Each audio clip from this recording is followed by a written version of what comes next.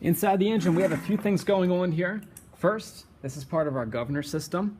So this makes sure that the engine doesn't run too quick and blow up. So we can take that and just like carefully wiggle it and pull it off. This whole thing right here, this is called your crankshaft. So when you rotate the engine, you can see everything inside. Well, it's slippery now, but everything inside will start to move. This part here, this gear part, this is actually called your camshaft. So if we take that and just carefully wiggle it and pull it towards ourselves, it should pop out just like that. This is what the camshaft looks like. These are the cam loops. These are what touch the tappets, make the valves go up and down. After we set that to the side, we have these little guys right here that look like little top hats. These things, if we pull them straight down, these are called tappets. These are the things that help move the valves up and down. So we can take those out as well. Next thing we're going to do is at the bottom of the crankshaft. This part right here is called the connecting rod. It goes from the crankshaft and connects it up to the piston, which it goes up into the cylinder. But these two bolts right here have to come off, so loosen those up. And sometimes if you can't exactly get your ratchet in there to fit on the bolt itself, you can move the crankshaft by hand just a little bit, so that way you can get up in there and kind of loosen everything up. So we want to loosen these up until this little cap falls off.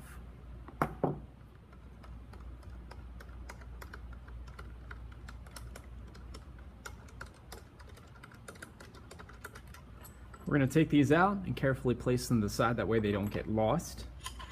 And by the way, it's also a good idea, once you get like the cases split, take the bolts and put them back into their side location. That way you know where they came from. Now that we have that cap removed, next thing we want to do is physically take the crankshaft by hand and turn it, so that way the piston comes towards the top.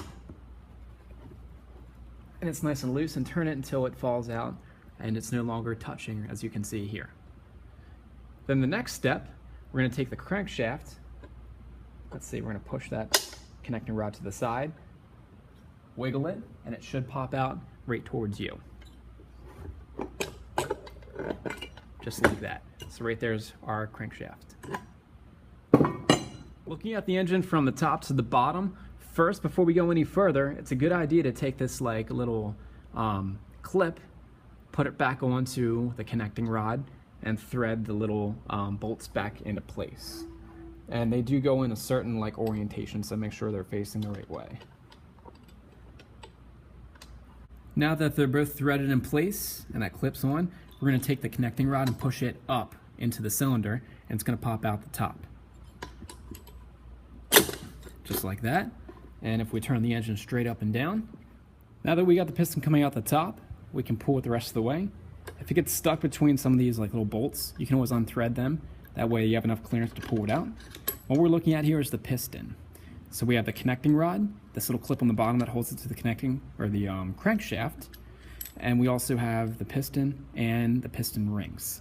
These are manufactured in a way that, like the piston itself, that it's smaller than the diameter of the piston cylinder, or I'm sorry, the cylinder itself. And these piston rings are supposed to be like springy. They push against the cylinder walls. That way it doesn't let oil from the bottom of the cylinder or the crankcase up into the cylinder to burn. That would not be good. Last thing we're going to be taking, like disassembling, is this little cover here. This is your tappet cover. So we can take both of these bolts off and take a look at what's inside.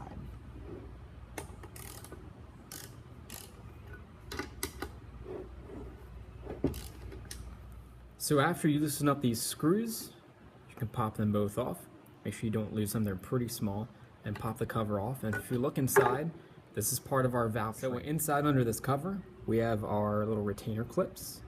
We have the valve stems coming down through, the springs, all of which are holding everything together. And you can kind of see at the very bottom, way down here, you have little holes that are basically meant for those the tappets to come up through, the end of the tappets. So these little things here come up and push the valves up and down.